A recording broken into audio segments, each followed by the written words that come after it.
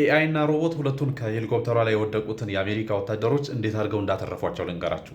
ያሳለፍነው ሰኞ ዕለት እንግዲህ ከጀርባ የምትመለከቷት ኤኤች-64 አፓቺ የምትባለው የአሜሪካ ሚሊተሪ ዘ ሞስት አድቫንስድ የምትባል እና በጣም ሊታል ከሚባሉት የጦር ሄሊኮፕተሮች መካከል እንግዲህ አንዷ የሆነችው እች ሄሊኮፕተር ተመታ ትወድቃለች ማለት ነው። የተመታችው የት ነው? ስትሬት ኦፍ ሆርሙዝ አቅራቢያ በገልፍ ኦፍ ኦማን አካባቢ ነው። እቺን ሄሊኮፕተር እንግዲህ በሰዓቱ እየተጠቀሟት የነበሩት እንግዲህ የአሜሪካ ሚሊተሪ ውስጥ 82nd ኤርቦርን ዲቪዥን የሚባሉ የወታደር ክፍሎች ሲሆኑ በሰዓቱ እንግዲህ ስትሬት ኦፍ ሆርሙዝ ላይ የአሜሪካ ብሎኬድን በተመለከተ የፓትሮል ስራ እየሰሩ ነበር። እንግዲህ ድንገት የተመቱት ማለት ነው። ከተመቱ በኋላ የአሜሪካ ኢንቴሊጀንስ ቢሮ እንግዲህ በሻሂድ ድሮኖች በኢራን ሻሂድ ድሮኖች እንደተመታች መረጃ ያቀርባሉ ማለት ነው። ሄሊኮፕተሯን በሻሂድ ድሮን ከተመታች በኋላ ሲስተሟ ሙሉ ለሙሉ ፌል ያደርጋል። ከዛ በኋላ ሙሉ ለሙሉ ከቁጥጥር ውጭ ትሆናለች ማለት ነው። ታዲያ ወታደሮቹ መታ ውሃ ላይ እስክትወድቅ ድረስ የኢመርጀንሲ ሜሌ ጥሪ ያደርጋሉ ወደ ቤዛቸው ማለት ነው። ይህን ካደረጉ በኋላ ልክ መሬት ላይ ከወደቀች በኋላ የኢመርጀንሲ ቢካናቸውን ያበራሉ። ማለትም ፓይለቶች እንደዚህ አይነት አክሲደንት ሲገጥሟቸው ያሉበትን ሎኬሽን የሚጠቁመውን ዲቫይስ ማለት ነው። ከዛም በስትሬት ኦፍ ሆርሙዝ እንግዲህ የውሃ ክፍል ላይ ከወደቀች በኋላ በፍጥነት ከውስጧ ይወጣሉ። ሄሊኮፕተሯ ትሰጥማለች። እነሱ መንሳፈፊያቸውን ይለብሱና እንግዲህ ይጠባበቃሉ ማለት ነው ረስኪው እስኪደረጉ ድረስ። ነገሮች የበለጠ ኢንቴንስ መሆን የሚጀምሩት እንግዲህ እዚህ ጋር ነው። ልክ የኢመርጀንሲ ቢካናቸውን ሲያበሩ የአሜሪካ ሚሊተሪም እንዲሁም ደግሞ አይአርጂሲም ያሉበትን ቦታ ዲቴክት ያደርጋሉ ማለት ነው እኩል። ከዛም ሴንቲኮም እንግዲህ በፍጥነት እነዚህ ወታደሮች የሚታደግበትን መንገድ ፊገር አውት እስኪያደርግ ድረስ በህይወት እንዲቆዩና በጠላት እንዳይያዙ ኤምኪው9 ሪፐር ድሮን እና እንዲሁም ደግሞ ፋይተር ጀቶችን ወደዛ ይልካል ማለት ነው። ታዲያ ፋይተር ጀቶቹና እነዚህ ኤምኪው9 ድሮኖች ወደ ወታደሮቹ ዝቅ ብሎ በመብረር እና ዙሪያቸውን እያንዣበቡ ጥበቃ ያደርጋሉ ማለት ነው። ያኔ ከኤፍ-15 ለወደቀው ፓይለት እንዳደረጉለት። ከዚህም በተጨማሪ እንግዲህ ፋይተር ጀቶቹ በተርማል ካሜራቸው የወታደሮቹን ትክክለኛ ሂት ሲግኒቸራቸውን ለቤዝ ይልኩላቸዋል ማለት ነው። መረጃውን ለኮማንድ ሴንተር ይልካሉ። ስለዚህ ወታደሮቹ ኤግዛክትሊ የቱ ጋር እንዳሉ ኮማንድ ሴንተር ላይ ሆኖ ይከታተሏቸዋል ማለት ነው። እንደዚህ አይነት አጋጣሚ እንግዲህ ሲያጋጥም ሁለት አማራጭ አለ። የመጀመሪያው ሄሊኮፕተር መላክ ነው። ፔቭ ሃውክ የምትባለውን ሄሊኮፕተር ብዙ ጊዜ እሷ ናት ለሬስኪው የምትላከው እና ትላካለች። ከዛ በገመድ ከውሃ ላይ አንስታ ትሄዳለች ማለት ነው። ሁለተኛው ደግሞ የስፒድ ቦቶችን በመጠቀም ወይም ደግሞ ፈጣን ጀልባዎችን በመጠቀም የመታደግ ስራ ይሰራሉ።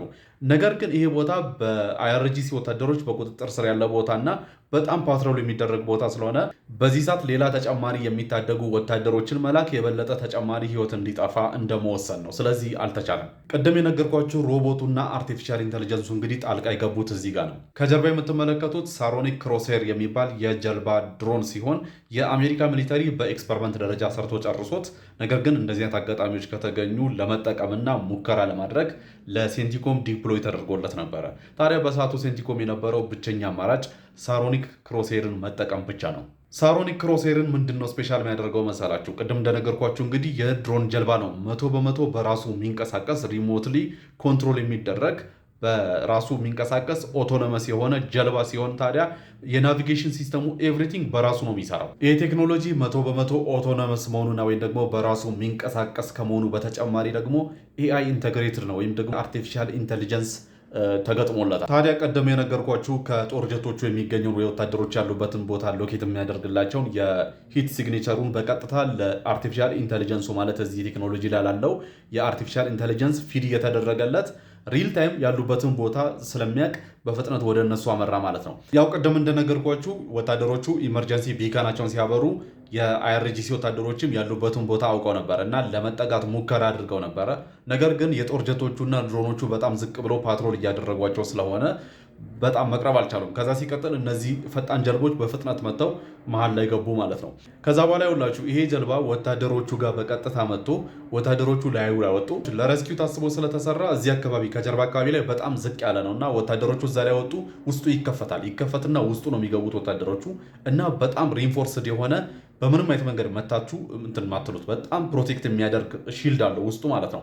ስለዚህ ወታደሮቹ ውስጡ ገቡ። ከዛ በኋላ ተዘጋ። ከዛ በኋላ ወደ ቤዝ ጉዞን ይጀምራል ማለት ነው። ታዲያ እዚህ ጋር ይኸውላችሁ አርቲፊሻል ኢንቴሊጀንሱ በጣም ብዙ ስራ ነው ያቀለለላቸው። አንደኛ ወታደሮቹ ያሉበትን ቦታ ኤግዛክትሊ በፍጥነት ነው ሎኬት ያደረገው።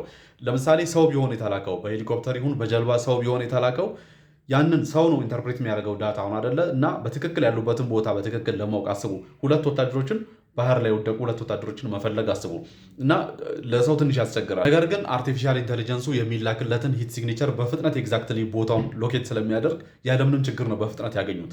ከዛ በተጨማሪ ደግሞ በሚመለሱበት ጊዜ በጣም ፈጣን የምትባለውን እና ሾርት ከት የሆነችን ሩት በትክክል ፋይንድ አውት የሚያደርገው አርቲፊሻል ኢንቴሊጀንሱ ነው። ከዚህ በተጨማሪ የጠላት ጦር ቤት አቅጣጫ እንዳለ፣ የቱ ጋር እንዳለ፣ ቤት በኩል ማለፍ እንዳለባቸው ይህንን ሁሉ አቅጣጫ የሚጠቁመው አርቲፊሻል ኢንቴሊጀንሱ ነው። ይሄ ብቻ አይደለም። ጀልባዋ ስትንቀሳቀስ ስፒዷን ማኒቨር የምታደርግበትን ማለትም ውሃ ላይ የምትተጣጠፍበትን መንገድ ራሱ ዳይሬክት የሚያደርገው አርቲፊሻል ኢንቴሊጀንሱ ነው። ቶታሊ ጀልባዋን የሚነዳት እሱ ነው ማለት ነው። ከዛ በተጨማሪ ደግሞ ላይዋ ያለው ኦቶኖመስ የሆነ ራዳር ደግሞ በትክክል ናቪጌት ያደርጋል ማለት ነው።